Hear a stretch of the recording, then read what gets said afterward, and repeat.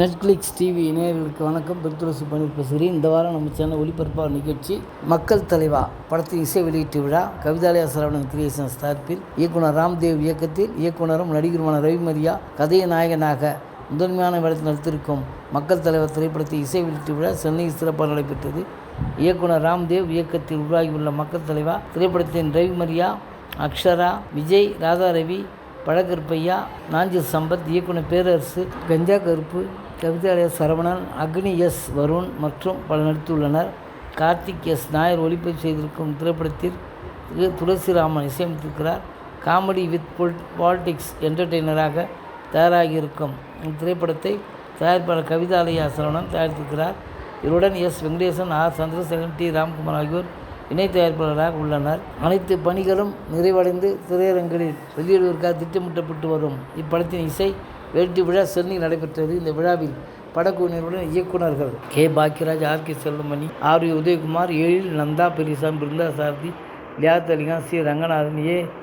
R. Venkatesh வசனகர்த்தா, V. Prabhakar வசனகர்த்தா, இசையமைப்பாளர் தீனா, விநியோகஸ்தர் ஸ்ரீதர், தொழிலதிபர் சுப்புராஜ் உள்ளிட்ட பல சிறப்பு விருந்தினர்களாக கலந்து கொண்டனர்.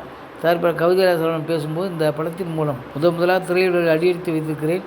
இப்படத்தில் நடித்திருக்கும் நட்சத்திரங்கள் அனைவரும் என்னுடைய இல்லத்திற்கு வருகை தந்தனர். இதனையே நான் பெரிய வெற்றியாக கருதுகிறேன்.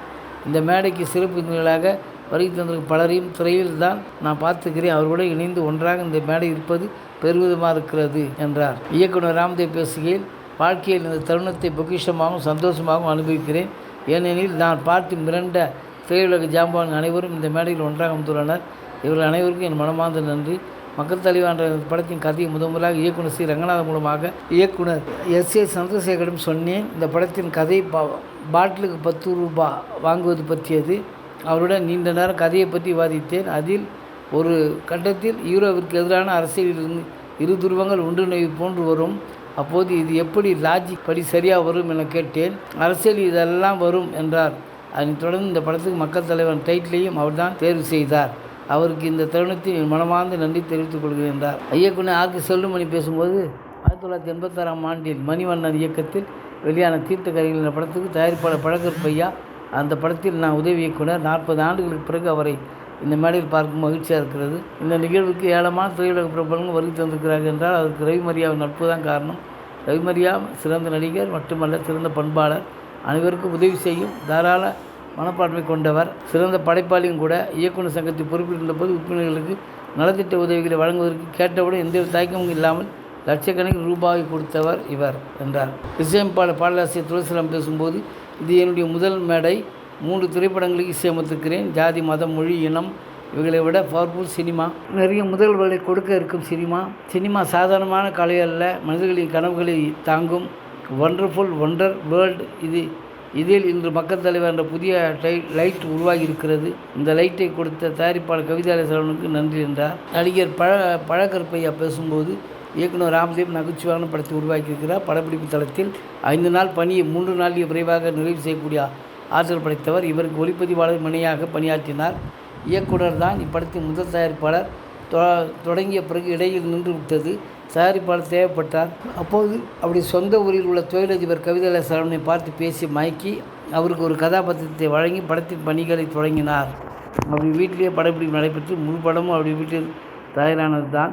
இந்த படத்தின் மூலம் தயாரிப்பாளர் கவிதாலயா சரவணனின் அறிமுகம் நட்பும் கிடைத்தது. அவர் பெரிய செல்வந்தர். எங்கள்கிட்ட பேசும்போது, நான் 2 முறை அமெரிக்காவுக்கு சென்று திரும்பும் செலவு தான் பரவாயில்லை என்றார். கேட்ட உடனே எனக்கு மிக ஆச்சரியமாக இருந்தது என்றார் பழகற்பையா. நடிகை அப்சரா விஜய் பேசுகையில், இந்த படத்தில் வாய்ப்பளித்த இயக்குநருக்கு தயாரிப்பு நன்றி. படப்பிடிப்பு தரத்தில் ரவிமரியா சார் நடிப்பு, நடனம் என பல விஷயங்களை பயனுள்ள குறிப்புகளை வழங்கினார். இந்த படத்தை அனைவரும் திரையரங்கத்துக்கு வருகை தந்து பார்த்து ஆதரவு தர வேண்டும் என்று கேட்டுக்கொண்டார். ரவிமரியா பேசும்போது, என்னுடைய அன்பிற்காக நட்பிற்காக இங்கு வருகை தந்திருக்க அனைவருக்கும் நன்றி.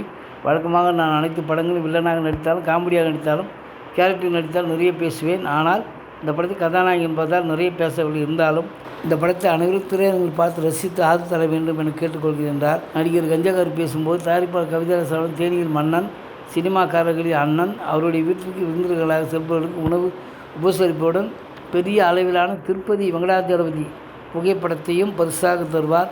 இந்த பரிசை சித்தப்பா பேரரசு வழங்கினார். அவர் தலைவர் ஆகிவிட்டார். நானும் வாங்கினேன். விரைவில் தலைவராகி விடுவேன்.